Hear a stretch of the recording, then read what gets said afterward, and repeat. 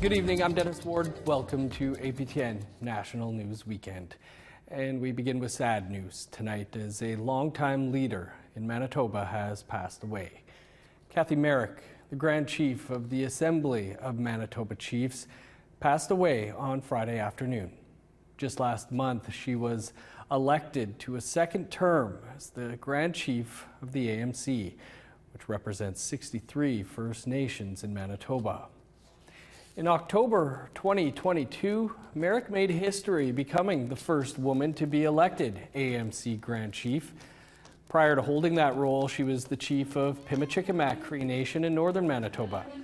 She was only the second woman to hold that role. When elected chief in 2013, Merrick was speaking at a press conference outside of the Manitoba Law Courts on Friday around 12:30 Manitoba time when she collapsed. Which is good.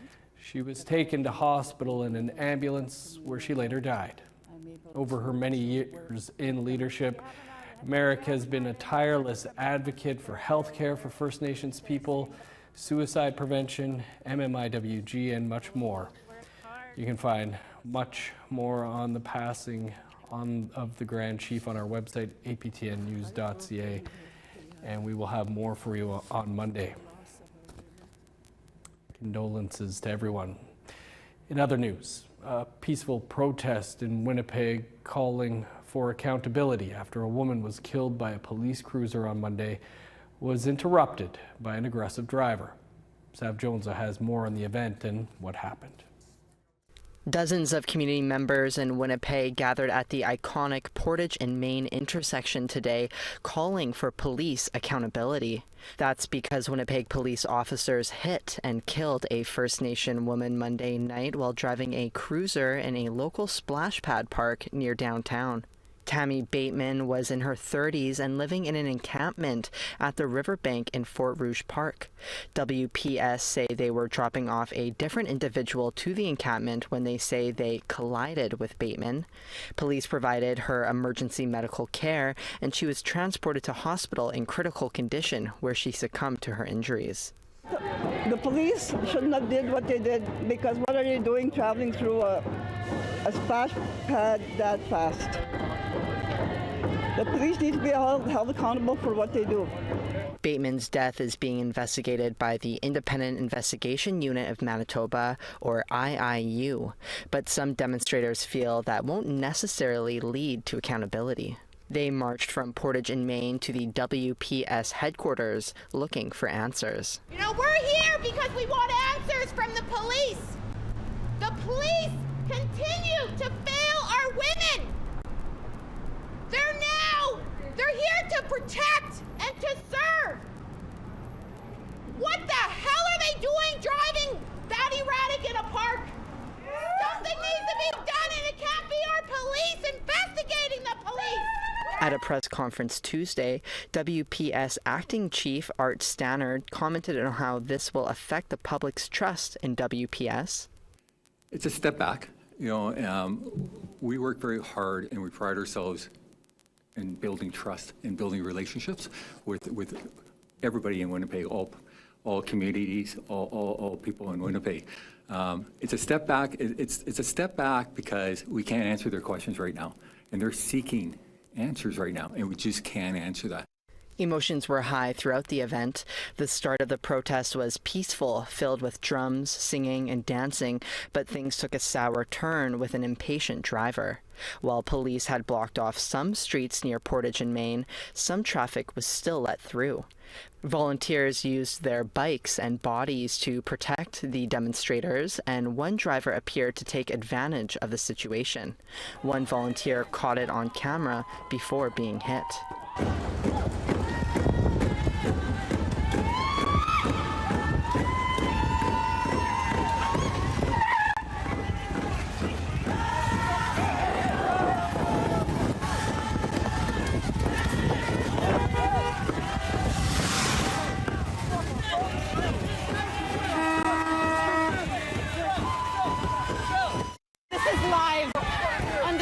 Multiple people were hit.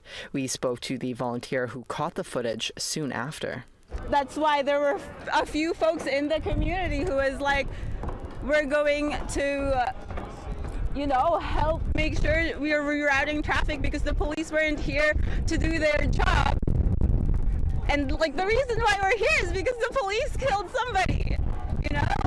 MMIW G2S advocate and march organizer Barb Guimond says she doesn't want that violence to take away from the demonstration's message. This is supposed to be a peaceful protest. We're supposed to be here for the family. That shouldn't have happened at all, and I'm sorry about that. And I'm sorry to the young girl that got hit by the guy. Sav Jones, APTN National News, Winnipeg. A young girl is happy to be alive after being attacked by 10 dogs in a First Nation in Manitoba, but others want justice for her severe injuries. Here again is Sav Jones with more. That was my first time getting hurt like that. Little 9-year-old Heavenly Monias is grateful to be alive after being attacked by 10 dogs while out for a walk in Norway House Cree Nation in Manitoba. She says she was with her family's female dog who was in heat. Those dogs just came running up to me and then started attacking me. Then I started crying because I was scared if they would kill or give me a lot of bites. But mostly there was just scratches instead of bites. There was only 2 bites. Monia suffered serious injuries from the large dogs. Her cheek was ripped open from ear to mouth. Puncture wounds line one arm, and she has scratch marks throughout her body. A Good Samaritan stepped in and got Heavenly out of the tussle. She was medevaced almost 500 kilometers south to Winnipeg's Children's Hospital for care. After more than 2 weeks in the city, it's time to go home, but that poses another challenge. I'm just scared to go back to Norway House because of those dogs. Her grandmother, Lorraine Trout, is still upset at what happened. She wasn't at the scene of the attack, but remembers when she first saw her granddaughter at the nursing station. And one of the nurses stopped me and said, "Prepare what you're going to see." I said, "Okay." And then when I seen her, the way she looked, I just started crying. And I was pissed off at the same time. And I'm still pissed off. She says the response time of the ambulance attending the scene was slow. She says there was no siren, and it seemed the EMS were only driving the 50-kilometer speed limit. APTN News reached out to Shared Health, the provincial health authority, to see if this was normal. A Shared Health spokesperson states in part, "We confirm this call was triaged by the Medical Transportation Coordination Center as being a priority 1, the highest priority, and an ambulance arrived at the scene within 13 minutes of the call being received. This is well within provincial benchmarks and similar to median response times for high priority calls in that community." Lorraine says dog attacks are a growing issue in her community and that they still don't know who the dog's owners are. Councillor Dion Clark says the community has a band council resolution that they will destroy any dogs who threaten others. He says other changes are being made for community safety, like a bylaw enforcing owners to register their dogs. We're also hiring our own animal control officer, and that's controlling, that's one person is the dogs, and we're also looking at the bear, any kind of animal issues. We're hiring that, and we're also ordering another building that will be able to house and take care of these animals that are captured and held in our kennels. For the short term, Trout hopes something will be done with the dogs to give her granddaughter comfort coming home. I hope they can at least take them away, catch them, and remove them from Norway House. Sav Jones, APTN National News, Winnipeg. The Assembly of Manitoba Chiefs announced at a press conference this week they are supporting the Shimawa First Nation. Shimawa First Nation filed a class action lawsuit against the federal government 2 years ago for failure to provide safe drinking water. According to Shimawa Chief Jordan Hill, his community has been on a boil water advisory for 6 years. He said instead of providing a basic right, Canada's lawyers continue to fight in court. Dennis Whitebird said the Assembly of Manitoba Chiefs stands in solidarity with all First Nations fighting for clean water. The federal government's position that First Nations do not have a right to safe drinking water on their reserves contradicts its efforts to pass Bill C-61, which aims to enshrine the right into law. This contradictory stance is deeply troubling as Canada continues to fight with First Nations in court on every issue of clean drinking water. And in this era of reconciliation, First Nations are still forced to fight for basic rights that other demographics in Canada enjoy. 25 years after a landmark decision, the Gladu process is facing criticism. That story and more still to come.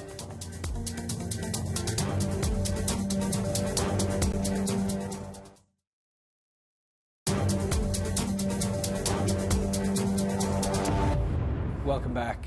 In the wake of the brutal killings of 4 Indigenous women in Winnipeg by a serial killer, the Manitoba government says it's exploring options for increased monitoring and surveillance of garbage trucks and landfills. The province has issued a request for proposals to explore GPS monitoring of garbage trucks. The province says it's an effort to further action, to take further action to help police investigate crimes, while ensuring Indigenous lives are given the value and dignity they deserve. The process is expected to be completed by the summer of 2025. The family of Morgan Harris and Mercedes Myron, whose remains are believed to be in the Prairie Green landfill north of Winnipeg, welcomed the news, saying it was an initiative they pushed for. It's been 25 years since the landmark Gladu decision, where the Supreme Court of Canada found ongoing colonialism plays a role in high Indigenous incarceration rates. Since then, judges have been obligated to apply the Gladu principle as a means of trying to reduce these rates. But a new report finds 25 years later, Gladu is not living up to its initial promise. APTN's Fraser Needham has that story. Hayden King of the Yellowhead Institute is one of the co-authors of the report, which looks specifically at how Gladu principles have been applied on 6 nations of the Grand River in southern Ontario. He says neither Indigenous perpetrators nor victims of crime are being well served by current Gladu implementation. I mean, people were really, hurt by their pass through the criminal justice system and the lack of justice that communities and families are receiving in the system. And I think that's on the one hand, and on the other, it's the fact that we continue to see these incredibly disproportionate rates of incarceration among Indigenous peoples. The report identifies 4 key findings which are driving the poor results: disorganized Gladu processes and lack of information, limited resources for rehabilitation, restoration, and Gladu workers, rise of Indigenous identity fraud in Gladu applications, and failure to support victims, families, and communities. Paula Hill is the other co-author of the report, who has worked in the 6 Nations justice system for over 20 years, including as a Gladu report writer.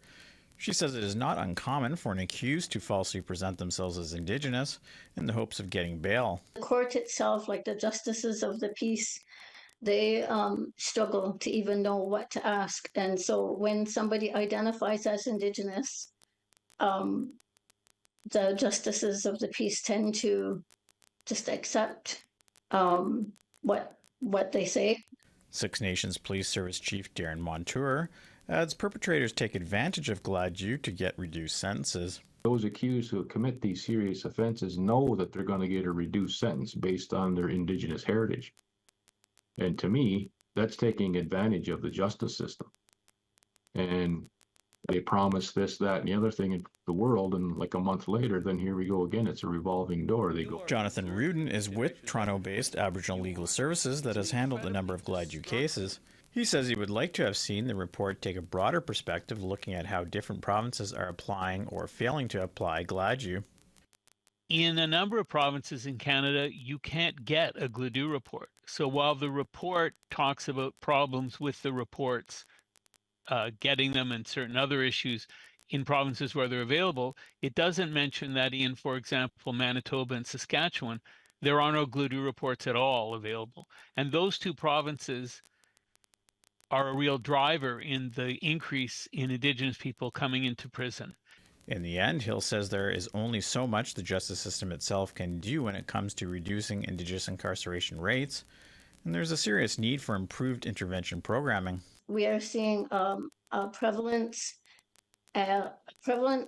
prevalence of mental health and addictions, and it's more like complex trauma that we're hearing about. The severity of mental health and addiction are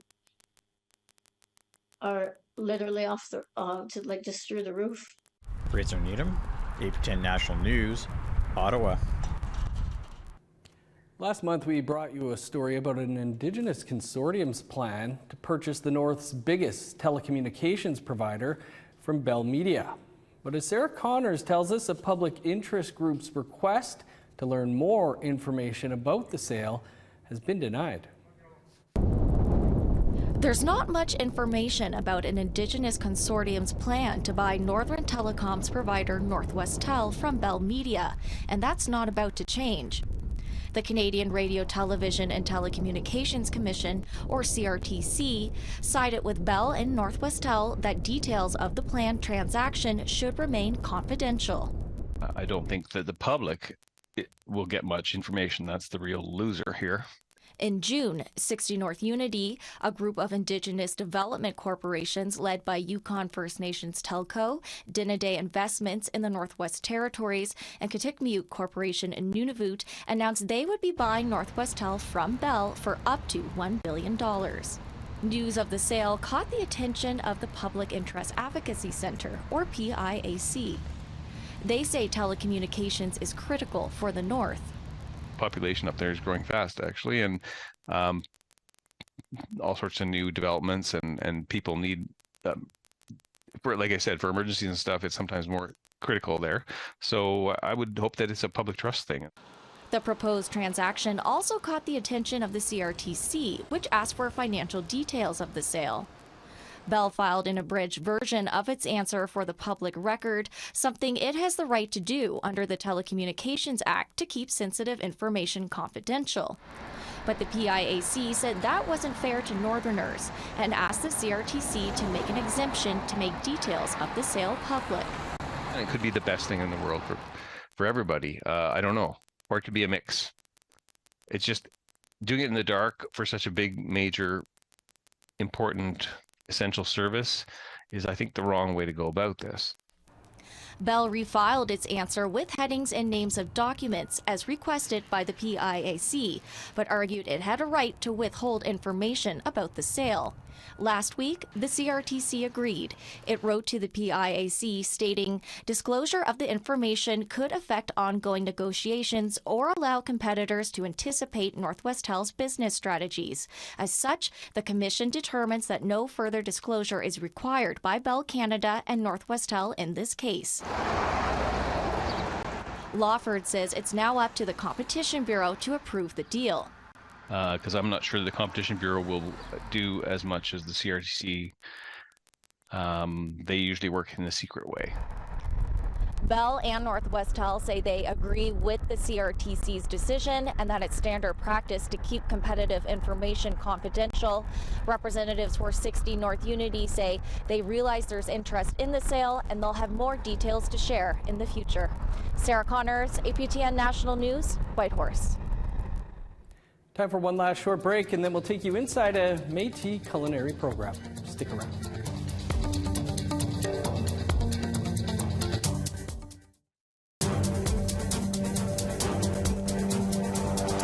Welcome back. A new culinary program hopes to set Red River Métis youth up for success in the tourism and hospitality sector. Named after the Michif word for good food, the Michawin program blends job preparation with cultural immersion. Reporter Sierra Bettens stopped by to see what was cooking. It's just before the lunch rush at Bistro on Notre Dame in Winnipeg, and a group of Métis youth are hard at work. Yeah, I'm making polenta right now, and it smells very good already. And it has garlic, pumpkin seeds, some red peppers, and then onion in here.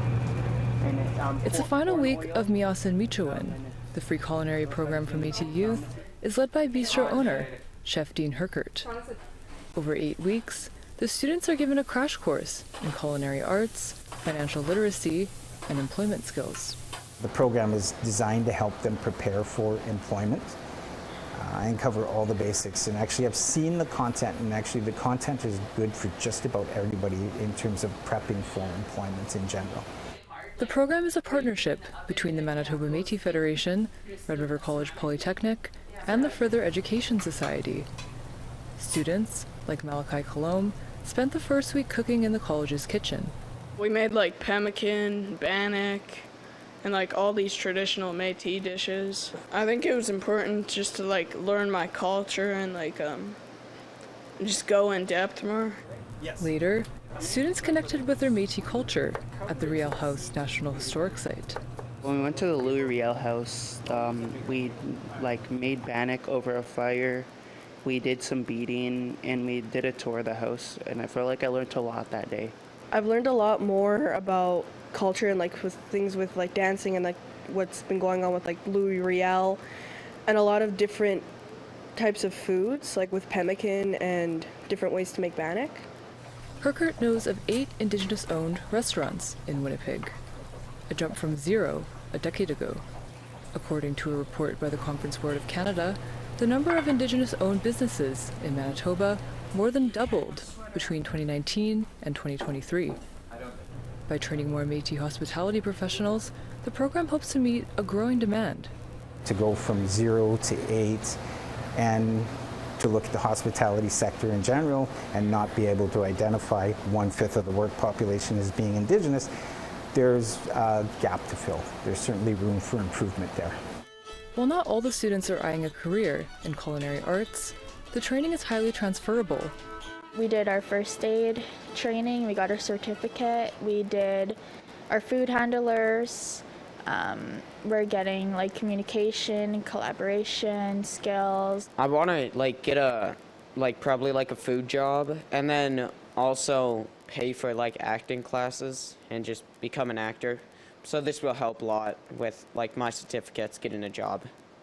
As the first Miyasan Michowan class prepares to graduate, Herkert says this is just a start. This first year, it's a pilot with the Métis. Long term, we would hope to be able to establish similar programs within Manitoba for the different First Nations that are here in the province. Sierra Bettens, APTN National News, Winnipeg. That is all the time we have for your APTN National News for this weekend.